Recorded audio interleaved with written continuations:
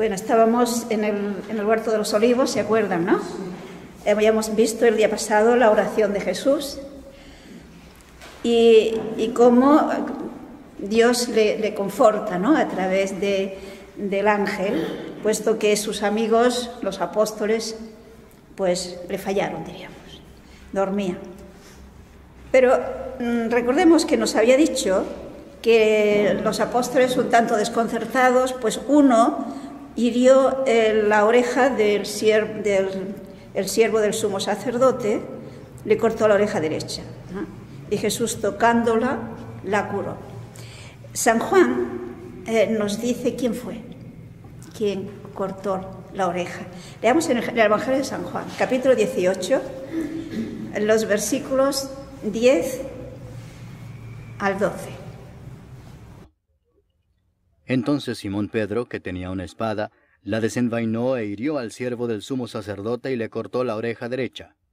Y el siervo se llamaba Malco. Jesús entonces dijo a Pedro: «Mete tu espada en la vaina. ¿La copa que el Padre me ha dado, no la he de beber?» Entonces la compañía de soldados, el tribuno y los alguaciles de los judíos prendieron a Jesús y le ataron. Vale, o sea, fijémonos en este detalle.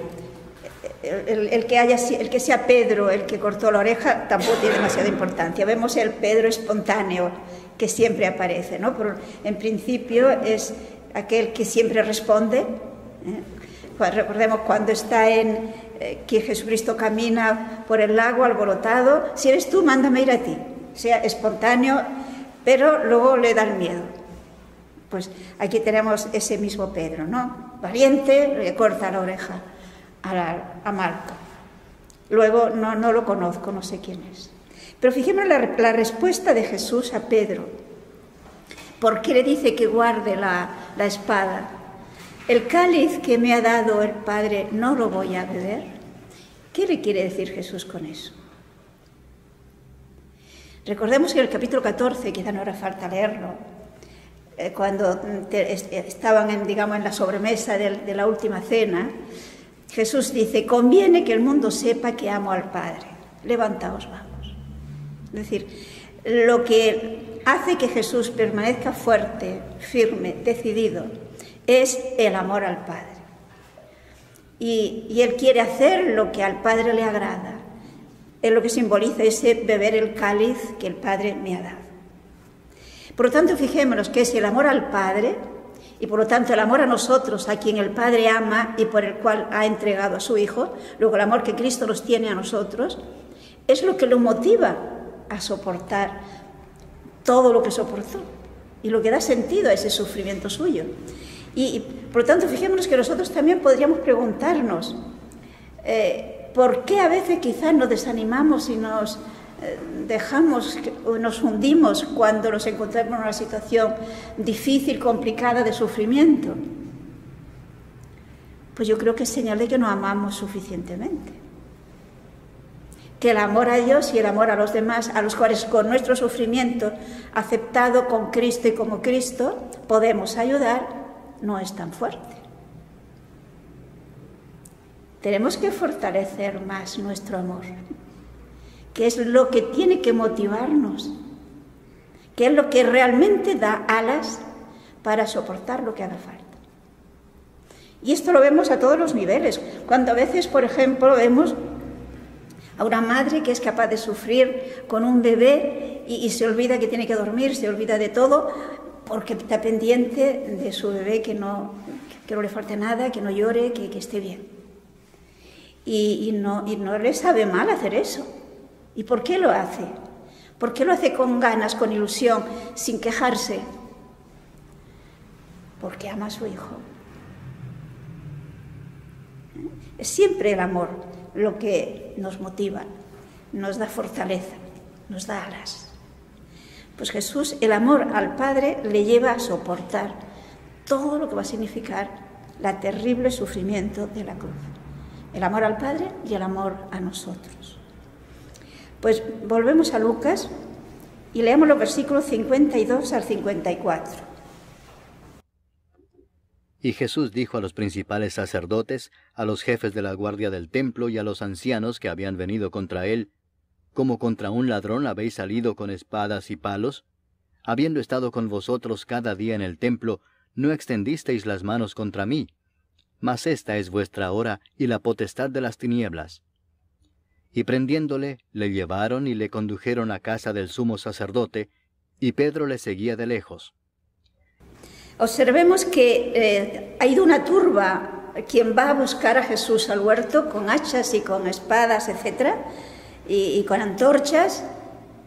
Es la muchedumbre, son los criados, los guardas, diríamos, el pueblo, un grupo al menos de pueblo adictos a los criados, sobre todo del sumo sacerdote y tal. Pero Jesús, a quien se dirige es a los que está al frente, los responsables. Y fijémonos que son los responsables, no son cualquiera. Son básicamente los que constituyen el Sanedrín.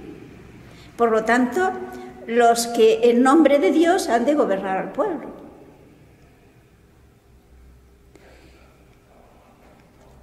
¿Y qué nos dice Jesús que le dice a estos? Como contra ladrón habéis venido con espadas y garrotes. Como si yo fuese un malhechor, una persona peligrosa. Sin embargo, cuando estaba entre vosotros en el templo, no me pusisteis la mano. Pero fijémonos lo que dice: esta es vuestra hora y la hora del poder de las tinieblas. ¿Qué es el poder de las tinieblas? Exacto, recordemos que ya nos dijo que cuando Judas salió del Sanedrín, es que Satanás entró en él. Por lo tanto, en todo esto que vamos a ver de la pasión, diríamos que actúan dos grupos, por decirlo así, dos personas. Por una parte, los hombres, concretamente, básicamente el tribunal del Sanedrín, de los pueblos de Israel, y el diablo que está detrás.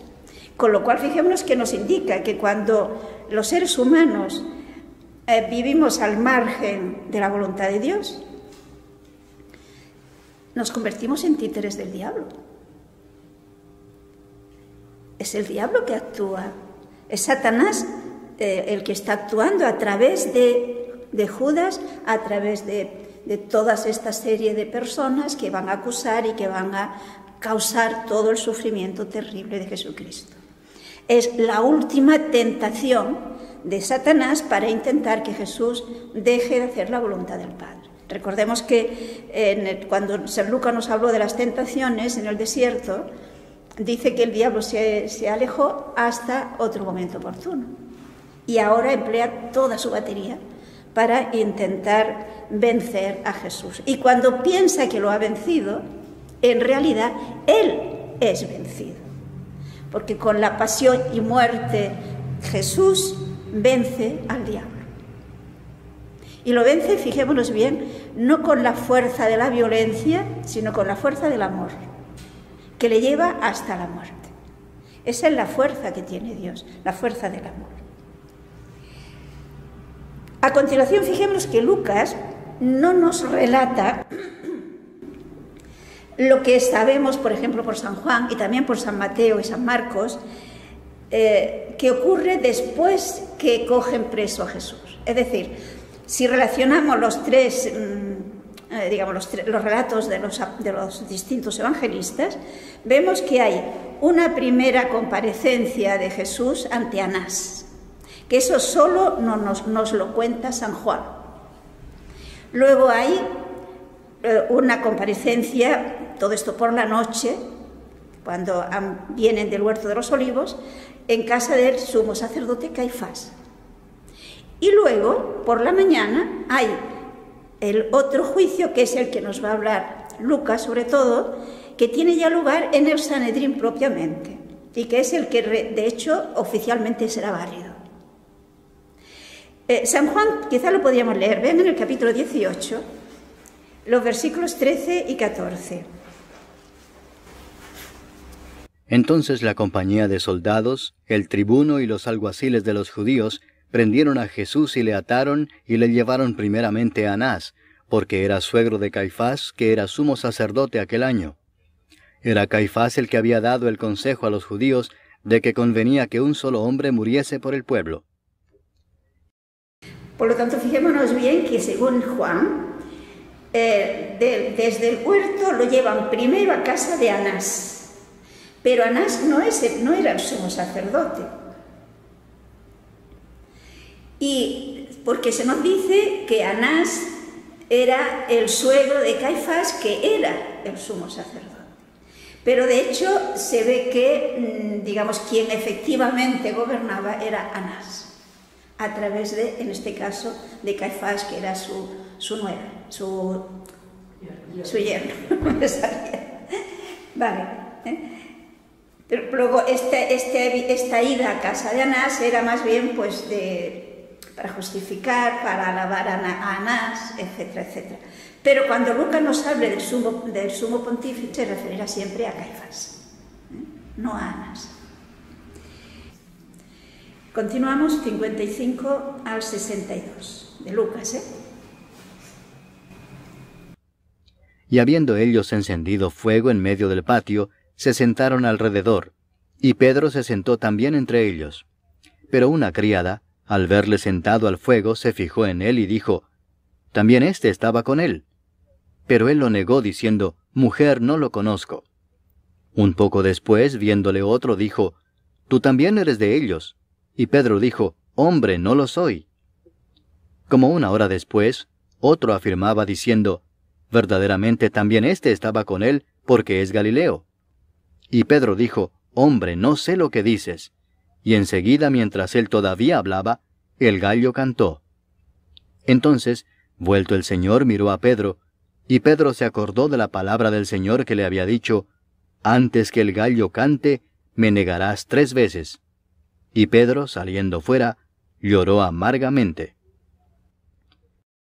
Como ven, Lucas no nos habla de ese juicio que hubo por la noche, pero nos habla de otros acontecimientos que sí pasaron por la noche. Y es en este caso la negación de Pedro, que también la resume. Sabemos por los otros evangelistas que la primera vez que lo niega es en el momento que entra, porque a Jesús lo han llevado ya a casa de Caifás, el sumo sacerdote, y Pedro consigue entrar también. Sabemos por San Juan que a Jesús le siguieron 2. Uno era conocido de pontífice, ¿se acuerdan que nos lo relata el mismo evangelista? Y entró. Pedro no tenía autorización para entrar, pero entonces habló a la portera y también dejaron pasar a Pedro. Y es la portera la primera que dice, ¿tú también eras de él? No sabemos quién era ese conocido. Hay quienes piensan que quizá era San Juan, y piensan que como eran pescadores y tenían, como diríamos, una empresa, ¿no? Pues que le servían el pescado a lo mejor a Caifás. Todo esto son, pues bueno, lo que van haciendo serie de composición de lugar al respecto, ¿no? Relacionando datos que nos dice el Evangelio. El hecho es que Pedro consigue entrar al patio donde los criados, pues como que hacía frío, han encendido fuego para calentarse y esperar porque no saben lo que pasará aquella noche. Mientras Jesús está con la gente que se ha reunido del tribunal en casa de Caifás. Pero fijemos que esa reunión que tiene lugar en casa de Caifás por la noche, oficialmente no tiene valor. Porque tenían prohibido, digamos, el juicio se tenía que hacer de día, por la mañana. Luego, ¿por qué se hace esta especie de juicio por la noche? Pues porque quieren los que realmente querían la muerte del Señor encontrar ya una razón para condenarle, una causa. Es decir, fijemos que tenemos que a Jesús ya lo han condenado sin tener el motivo ni la causa por la cual le van a condenar. Primero le condenan y ahora vamos a buscar por qué. San Mateo nos explica este juicio que tiene lugar en casa de Caifás. Busquemos en el Mateo capítulo 26 y podemos leer desde el versículo 57 hasta el 67. Los que prendieron a Jesús le llevaron al sumo sacerdote Caifás, a donde estaban reunidos los escribas y los ancianos. Mas Pedro le seguía de lejos hasta el patio del sumo sacerdote, y entrando se sentó con los alguaciles para ver el fin. Y los principales sacerdotes y los ancianos y todo el concilio buscaban falso testimonio contra Jesús para entregarle a la muerte, y no lo hallaron, aunque muchos testigos falsos se presentaban. Pero al fin vinieron 2 testigos falsos que dijeron: Este dijo: «Puedo derribar el templo de Dios y en 3 días reedificarlo». Y levantándose el sumo sacerdote le dijo: «¿No respondes nada? ¿Qué testifican estos contra ti?». Mas Jesús callaba.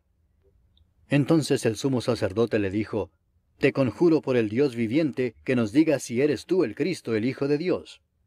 Jesús le dijo: «Tú lo has dicho. Y además os digo que desde ahora veréis al Hijo del Hombre sentado a la diestra del poder de Dios y viniendo en las nubes del cielo». Entonces el sumo sacerdote rasgó sus vestiduras diciendo: «Ha blasfemado.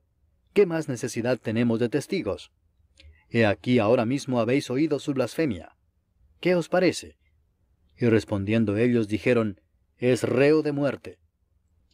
Por lo tanto, fijemos que San Mateo nos relata con bastante detalle ese juicio que tiene lugar en casa de Caifás por la noche, previo al que luego será oficial por la mañana que nos relata San Lucas.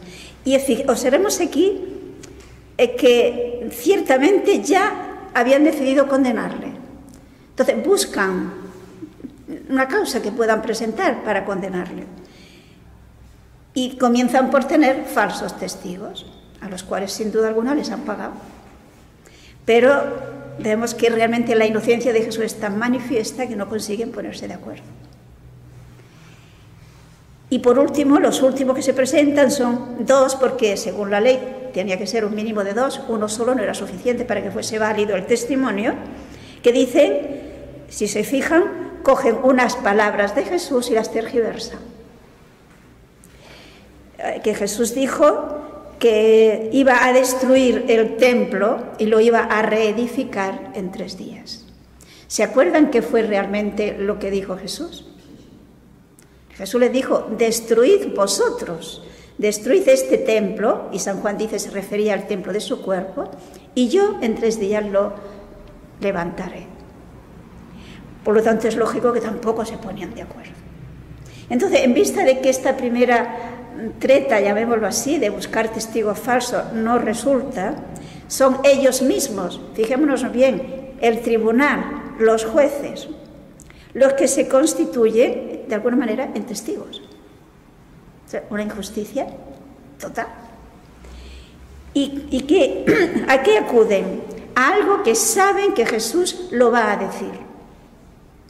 Es decir, fijémonos que el mecanismo del que se vale es precisamente sabiendo la sinceridad de Jesús y la coherencia de Jesús. Porque en nombre de Dios le pregunta el sumo sacerdote si él es realmente el Mesías. Jesús no puede negarse a esa respuesta, a responder a esa pregunta, porque le preguntan en nombre de Dios y lo hace el sumo sacerdote. Es decir, fijemos que aquí nos encontraríamos con una persona legalmente constituida en autoridad, el sumo pontífice, al que debe obediencia. Y Jesús responde, y responde con toda transparencia, con toda sinceridad. Y fijémonos que le dice: yo os digo que a partir de ahora, es decir, a partir de la muerte de Jesús, veréis al Hijo del Hombre sentado a la derecha del poder, o sea, sentado a la derecha de Dios, y que viene en las nubes del cielo. Es decir, fijaos que en esa respuesta de Jesús hay una afirmación categórica de que Él es el Mesías, pero haciendo alusión a texto del Antiguo Testamento, a profecías. Esto de ver el Hijo del Hombre que viene en las nubes hace una alusión clarísima al texto de Daniel del capítulo 7, aquella visión que se presenta a uno como Hijo del Hombre que viene, etc. Y lo verán sentado a la derecha del poder. Estar sentado a la derecha del poder, es decir, a la derecha de Dios, equivale a compartir la autoridad de Dios. El que está a la derecha comparte su autoridad. Por consiguiente, de una manera bien clara, les dice, sí, yo soy el Mesías, pero no solamente soy el Mesías, soy el Hijo de Dios. Comparto la autoridad de Dios, tengo la misma autoridad del Padre. Eso significa estar sentado a su derecha. ¿Cuál es la reacción hipócrita? Se rasgan las vestiduras en señal de escándalo ante la gran ofensa a Dios que le ha hecho Jesús. Y consideran que es un blasfemo. Y la ley condenaba con pena de muerte a los blasfemos. Luego ya tienen la razón para condenarle a muerte. Por lo tanto, no necesitamos ya de testigos, ¿qué os parece? Y observemos el odio que hay en estas personas. Cuando ya han conseguido tener, digámoslo así, un argumento, un motivo para condenarle, hacen sacar de sí todo su odio.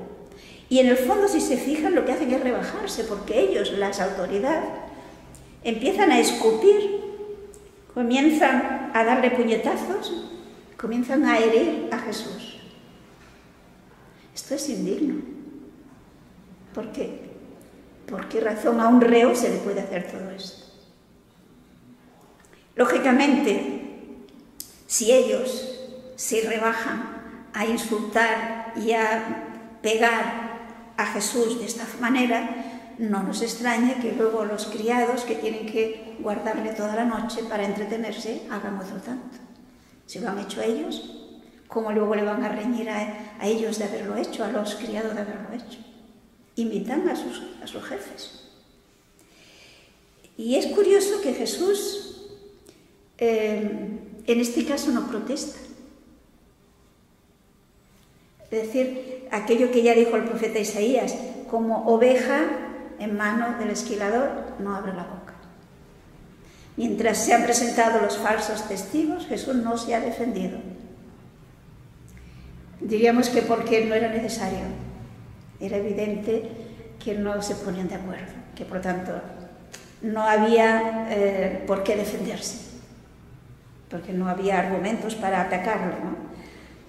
Pero en el texto que hemos leído de Lucas, volviendo al texto de Lucas que acabamos de leer, nos relata ese tiempo en el que Jesús está en el tribunal, digamos, siendo juzgado por el Senado, por el pontífices y los demás de sanhedritas que se habían reunido en casa de Caifás, y el resto de los criados pues se están calentando porque hace frío. Y han encendido fuego y se están calentando pues en el atrio que habría, ¿no? Y se nos habla pues de la reacción de Pedro, de su cobardía, él que decía: aunque todos te nieguen, yo no, estoy dispuesto a morir por ti.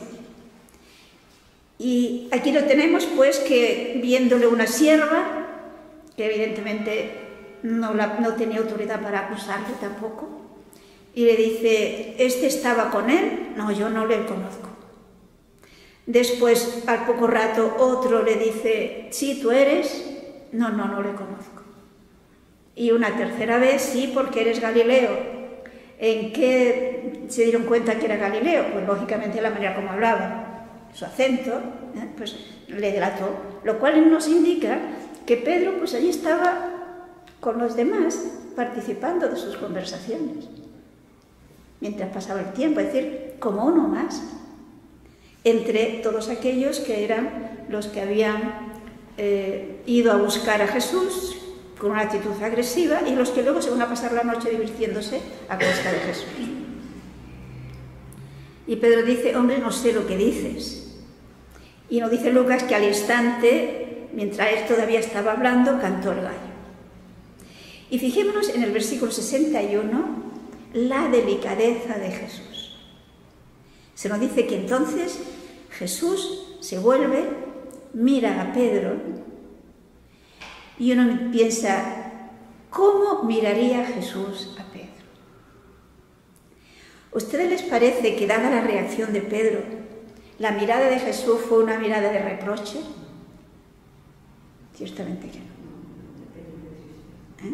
Esta reacción de Pedro demuestra que la mirada de Jesús fue una mirada de afecto, una mirada en la que le mostraba toda su ternura y toda su comprensión, y por lo tanto su perdón. Y esto toca el corazón de Pedro y le hace recordar lo que ya le había dicho. Esta noche, antes que el gallo cante, tú me habrás negado 3 veces. Y la reacción de Pedro es, sale fuera y llora amargamente. ¿Y por qué llora? Pues porque realmente ama a Jesús. Y le duele haberle negado, haberle traicionado de esta forma. La reacción que veremos en Judas es que se desespera. ¿Por qué esa distinta reacción de uno y de otro? Pues porque Pedro realmente amaba a Jesús y sabía que Jesús le amaba. Sabía que por lo tanto Jesús le perdonaba. En cambio Judas, ya lo veremos cuando se nos hable de su reacción, Judas amaba a Jesús, sin duda alguna, pero no creía en que Jesús le amaba hasta el punto de que le pudiera perdonar. Y por lo tanto, su amor a Jesús tampoco era, digámoslo así, de la calidad del amor de Pedro.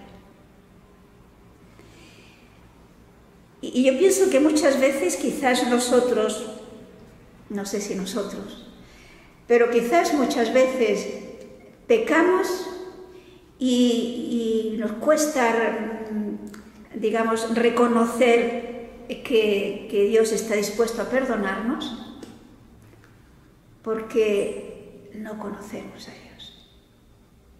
No conocemos ese amor infinito de Dios a nosotros, sus hijos, que llega hasta tal extremo que nos da a su Hijo, como lo estamos viendo, y lo deja en manos de los hombres, lo deja en nuestras manos. Y lo deja en nuestras manos ¿para qué? Pues para que nos demos cuenta hasta qué punto nos ama. Es el amor de Jesús el que nos redime. ¿Cómo podemos dudar de ese amor de Dios? ¿Cómo podemos tener miedo a Dios?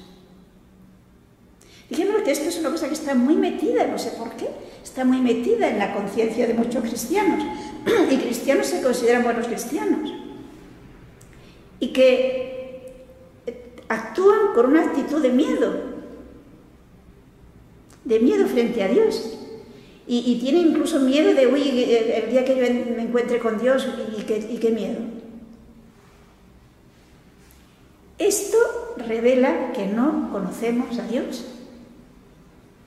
Dios es amor, nos lo define San Juan, y San Juan mismo nos dirá que la perfección del amor está en que tengamos confianza para el día del juicio. Porque si yo amo a Dios y conozco el amor de Dios, yo no tengo miedo de encontrarme con Dios.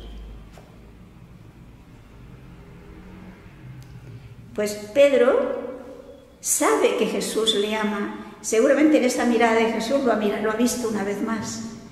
De ahí que él llore amargamente, pero no se va, no desespera, sigue con el grupo, seguirá al frente del grupo. Aquí vemos que funciona aquella oración de Jesús. He rogado por ti, Pedro, para que tu fe no falle. Y la fe de Pedro en el amor de Dios no falla. Y por lo tanto se arrepiente y sigue. Y podrá fortalecer y podrá confirmar en la fe a sus hermanos. Pues volvemos a Lucas y leamos los versículos 63 al 65.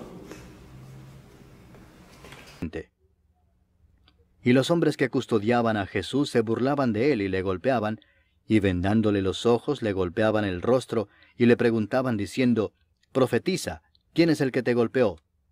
Y decían otras muchas cosas injuriándole. Vemos que los criados, los que tienen que guardar toda la noche, el tiempo que falta hasta que llegue la mañana para ir al Sanedrín a tener el tribunal propiamente, el juicio propiamente oficial, pues ¿cómo pasan la noche? Pues mira, entreteniéndose, burlándose de Jesús y maltratándolo. ¿Pero por qué lo hacen? Porque hemos visto que hacen lo mismo que han visto hacer el sumo sacerdote y todos los del Sanedrín que estaban en casa de Caifás. Por consiguiente, que nos dice, se burlaban de él, lo maltrataban, incluso le vendaban los ojos y le pegaban diciendo, profetiza, adivina quién es el que te ha pegado. y otras muchas injurias, o sea que resumen lo que harían más. Y Jesús calla y soporta. Realmente uno piensa, cuando pensamos, es que si Jesús los hubiera mirado con una mirada severa, los habría tumbado. Sin embargo, no tiene el más mínimo gesto de enfrentamiento a estos que se están burlando de él. Fijemos que aquí tenemos un signo evidente de hasta qué extremo llega el amor de Dios. Hasta qué extremo llega a soportar. Y por lo tanto, fijemos que si tiene esa actitud de soportar, está dando ocasión al que le está maltratando a que se arrepienta. Porque si la actitud de Jesús fuera de enfrentamiento, de tenerlo como enemigo, el otro, supongamos que tuviera la idea de convertirse, no lo podría hacer porque vería que tiene enfrente a un enemigo. Pero la actitud de Jesús no es de un enemigo. Y ahora veamos el juicio que se hace, el que ya vale, versículos 66 al 71. Cuando era de día, se juntaron los ancianos del pueblo, los principales sacerdotes y los escribas, y le trajeron al concilio, diciendo, ¿Eres tú el Cristo? Dínoslo. Y les dijo, Si os lo dijere, no creeréis. Y también si os preguntare, no me responderéis, ni me soltaréis. Pero desde ahora el Hijo del Hombre se sentará a la diestra del poder de Dios. Dijeron todos, ¿Luego eres tú el Hijo de Dios? Y él les dijo, Vosotros decís que lo soy. Entonces ellos dijeron, ¿Qué más testimonio necesitamos? Porque nosotros mismos lo hemos oído de su boca. Vale. Que vemos que ahora ya no buscan testigos. San Lucas aquí nos resume. Pero no necesitan testigos, ya saben la manera de conseguir la confesión que ante el tribunal le pueden declarar culpable. Porque ahora ya sí que van al Sanedrín, que es el lugar, digamos, donde se tenía que efectuar el juicio. Y en el Sanedrín pues está formado por todos los que forman parte de este tribunal. No solamente están los sumos sacerdotes y los escribas, sino también están los responsables del pueblo, los ancianos, que se llaman en otras ocasiones. Y por lo tanto, de una manera solemne, con una gran hipocresía, ciertamente, lo presentan ante el tribunal y van a la pregunta, si eres el Mesías, dínoslo. Pero si se fijan en la respuesta de Jesús, les manifiesta que Él conoce, les hace ver que es un juicio injusto, es decir, que realmente ellos van con muy mala voluntad, porque si fueran con buena voluntad, estarían dispuestos a responder a la pregunta que le hiciera Jesús y a aceptar la respuesta que Jesús les pueda dar. Pero dice, si os pregunto, no me responderéis, y si os lo dijera, no me creeréis. Por lo tanto, bueno, os lo digo, pero sé que no me vais a creer y que no va a servir de nada, que no estáis en actitud de escuchar, sino sencillamente queréis una justificación de vuestra sentencia de antemano. Pero con todo, sabiendo Jesús que esa es la actitud de ellos, fijémonos que le da una respuesta clarísima, es decir, no le responde con evasivas. Y le dijo, el Hijo del Hombre desde ahora, o sea, el Hijo del Hombre estará sentado desde ahora a la diestra del poder de Dios. O sea, lo que les he dicho, participando de la misma autoridad de Dios. Entonces le dicen, luego tú eres el Hijo de Dios. Claro, estar a la derecha de Dios, compartir la misma autoridad, de la misma dignidad. Vosotros le decís, yo soy.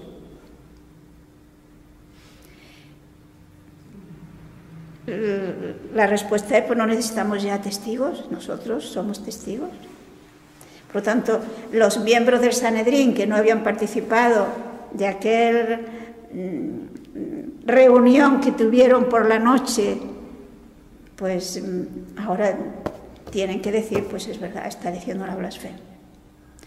O no decirlo, porque sabemos que, como digo, tanto José de Arimatea como Nicodemo no aceptaron, no dieron su parecer a que era justo el condenarle.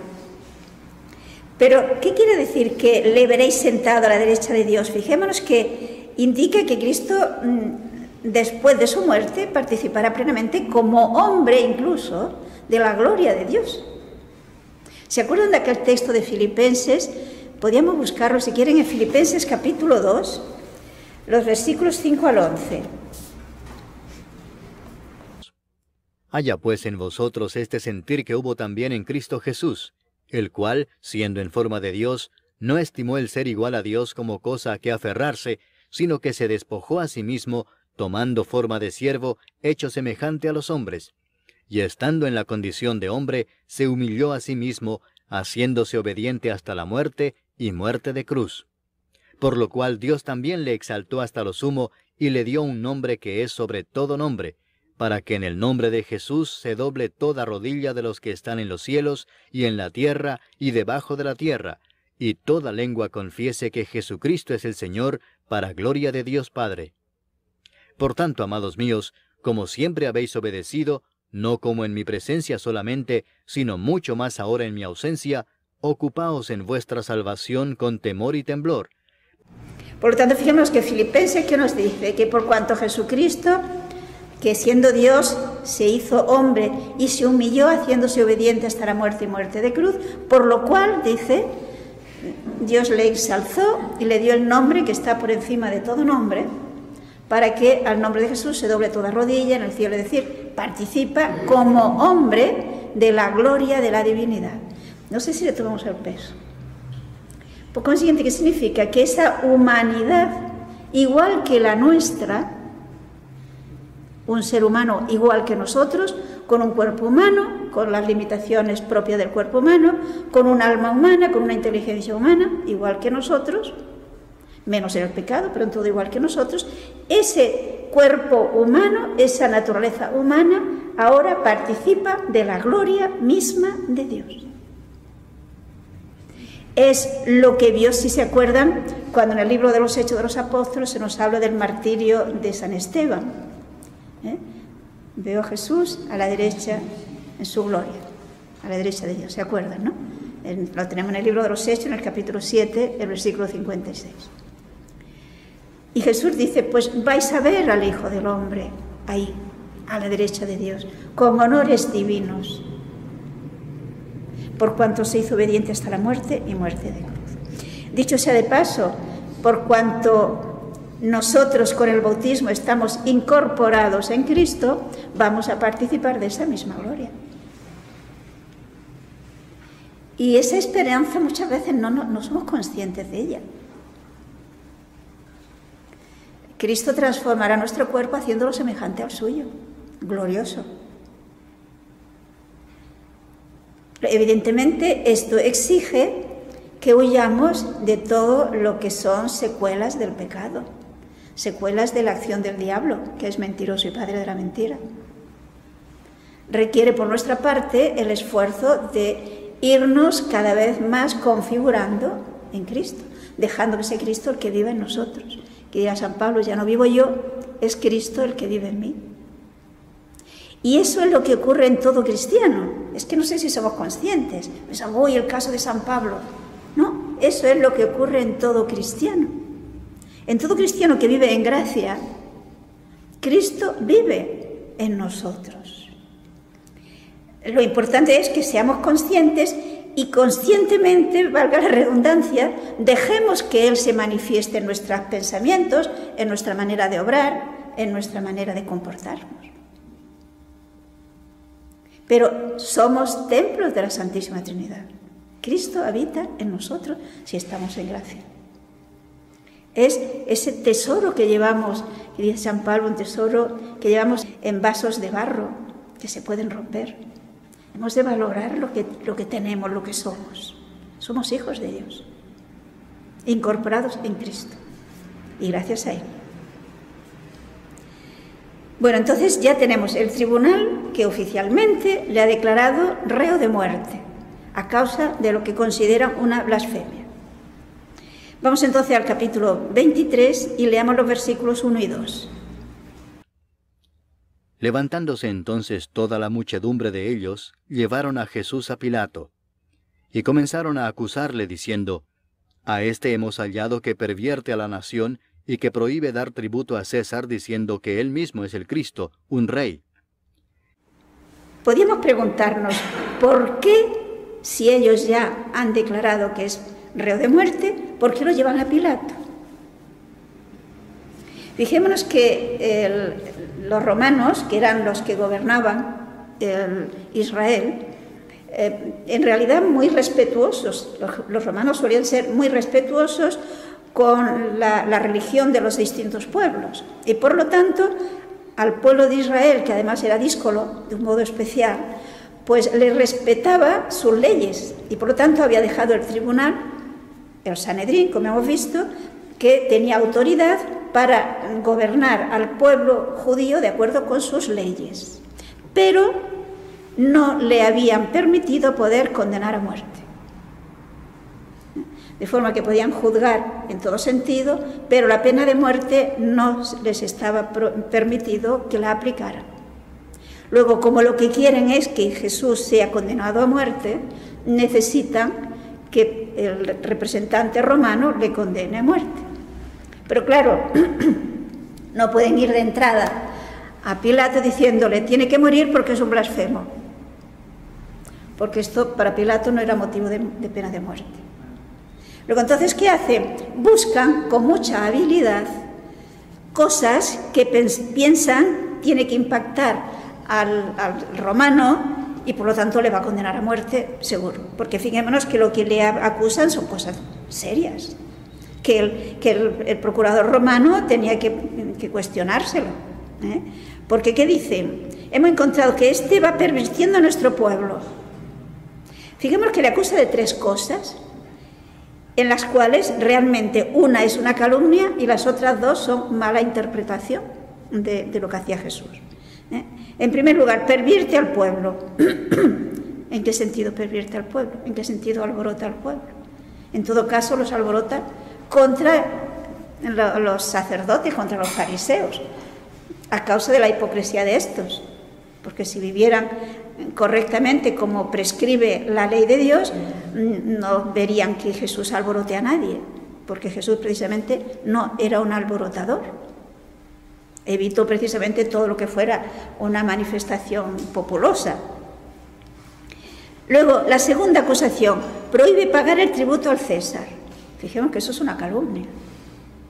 Jesús no prohibía pagar el tributo al César. Recordemos cuando los judíos le preguntan: ¿es lícito pagar el tributo al César? Y Jesús les dirá: dad al César lo que es del César y a Dios lo que es de Dios. Y la siguiente dice que es él el Mesías rey. Es cierto que Jesús se declaraba Mesías, rey, pero no en el sentido que podía interpretarlo Pilato, no en un sentido político, ni que tuviera que tener miedo Pilato. Y de hecho, vemos por todo el conjunto de lo que ocurre en este juicio de Pilato, Pilato se da cuenta perfectamente de que todo esto de que le están acusando no es motivo de condena a muerte. Continuemos, los versículos 3 al 5. Además, fijémonos que dice: comenzaron a acusarle, lo cual quiere decir que estuvieron unos y otros acusándole una y otra vez. Es decir, van llenos de argumentos, pongamos eso entre comillas, ¿no?, para convencer a Pilato que lo declare reo de muerte. ¿Seguimos 3 al 5? Entonces Pilato le preguntó diciendo: ¿Eres tú el rey de los judíos? Y respondiéndole él dijo: Tú lo dices. Y Pilato dijo a los principales sacerdotes y a la gente: Ningún delito hallo en este hombre. Pero ellos porfiaban diciendo: Alborota al pueblo, enseñando por toda Judea, comenzando desde Galilea hasta aquí. Lógicamente lo que a Pilato le interesaba más clarificar era lo de la realeza. Tú eres rey. Como vemos aquí, San Lucas resume mucho. Conocemos por San Juan en ese diálogo de Pilato con Jesús respecto de la realeza, en el que Jesús le dirá: sí, soy rey, pero mi rey no es de este mundo. No tengo soldados, ni es de tipo político, es decir, no tienes que tener miedo porque no voy en contra de tu autoridad ni de la autoridad de los romanos. Quizás vale la pena que leamos un texto de Juan, porque nos ayuda a entender mejor todo esto. En el capítulo 18, los versículos 28 al 32. Llevaron a Jesús de casa de Caifás al pretorio. Era de mañana y ellos no entraron en el pretorio para no contaminarse y así poder comer la Pascua. Entonces salió Pilato a ellos y les dijo: ¿Qué acusación traéis contra este hombre? Respondieron y le dijeron: Si éste no fuera malhechor, no te lo habríamos entregado. Entonces les dijo Pilato: Tomadle vosotros y juzgadle según vuestra ley. Y los judíos le dijeron: A nosotros no nos está permitido dar muerte a nadie, para que se cumpliese la palabra que Jesús había dicho, dando a entender de qué muerte iba a morir. Recordemos que Jesús dijo en más de una ocasión que sería entregado en manos de los gentiles. Porque el hecho de que el tribunal del Sanedrín entregue a Jesús al tribunal romano es una manera de negarles su condición de judío, de considerar que es un judío despreciable al cual renunciamos a sus derechos. O sea, es una tremenda humillación para Jesús. Pero aquí, si nos hemos fijado, San Juan nos dice toda una serie de detalles que de alguna manera manifiesta la actitud de estos religiosos, pongamos entre comillas, del tribunal judío. Porque si nos fijamos, no han entrado a casa de Pilato. ¿Y por qué no han entrado en casa de Pilato? Es Pilato el que tiene que salir. Pues porque entrar en casa de un pagano significaría que iban a contraer impurezas, se acercaba a la Pascua y entonces no habían podido comer la Pascua. Por lo tanto, esa es su fidelidad, pongamos entre comillas, a querer ser fieles a Dios y cumplidores de la ley, hace que tengan esa actitud. Y cuando Pilato le pregunta qué acusación traéis, podemos imaginarnos que Pilato sale con no muy buena gana, con da desambiente. La reacción de ellos es: si no tuviera causa, si no fuera culpable, no te lo traeríamos. Es decir, en el fondo, ¿qué es lo que quieren? Que Pilato dé por válido el juicio que han hecho ellos y sencillamente firme la sentencia de muerte. Ahora, Pilato, una de las cosas que tenían los romanos era la ley romana, y en esto los buenos judíos romanos, digámoslo así, tenían cierto delicadeza en realmente cumplir la ley. Por consiguiente, no quiere tener argumentos. Luego ya sabemos qué hará y finalmente acabará, pero de entrada él quiere que se cumpla la ley. Por lo tanto, tomadlo vosotros y condenadlo. Si vosotros ya lo habéis condenado, pues condenadlo vosotros. Yo no entro en ese juicio vuestro. Pero ellos tienen que reconocer que no tienen permiso para matar a nadie, con lo cual ya están diciendo que ellos han condenado pena de muerte. Y es cuando empiezan, lo que nos dice San Lucas, a acusarle de muchas cosas. Y todo lo que le acusan son crímenes políticos que sí podrían entrar dentro de lo que eran delitos dentro de la ley romana. Pero Pilato se da cuenta que no buscan realmente que se haga justicia, sino que lo que tienen es envidia. Esto nos lo dirá muy claramente San Mateo, que Pilato se dio cuenta que se lo habían entregado por causa de envidia. Entonces, como Pilato no cede a la primera, pues ellos siguen insistiendo de que, cuando él dice es que no encuentro ningún delito, cuando le ha preguntado respecto de la realeza, ellos insisten, subleva al pueblo, y subleva al pueblo desde Galilea hasta aquí. Por lo tanto, lo presentan como un tremendo alborotador. Y con este decirle que alborota al pueblo desde Galilea, le recordarán, y esto lo veremos el próximo día, pues que si es de Galilea, pues que lo juzgue Herodes, que es su jefe, que es su autoridad. Y con esto piensa lavarse las manos y ya quitarse el problema. Pero esto lo vamos a dejar para el próximo día. Pero fijémonos que esta cobardía de Pilato demuestra que para él, para él es más importante sus intereses personales, particulares, a la justicia. Y esto en una persona de la autoridad, digamos, y de que se le exigía precisamente fidelidad a la ley. Eso era su misión allí. Pero cuando hay intereses personales, muchas veces consideramos justificado cualquier cosa. Y eso no lo hace solo Pilato. En esa tentación podemos caer todos. Si no tenemos amor a Dios, si no tenemos amor a la verdad, cuando esté en juego mi comodidad, mi bienestar, mis intereses económicos o lo que quiera que sea, que son intereses personales, no sé qué pasa primero. Y si tenemos en cuenta que lo que hacemos a los demás se lo hacemos a Cristo, pues pensémoslo un poco. Si queremos ser realmente de Cristo o solo de labios para afuera y no de hecho. Pues pidámosle a Dios que nos ayude a que seamos realmente discípulos de Jesús de hecho, ¿no? Que le amemos de verdad.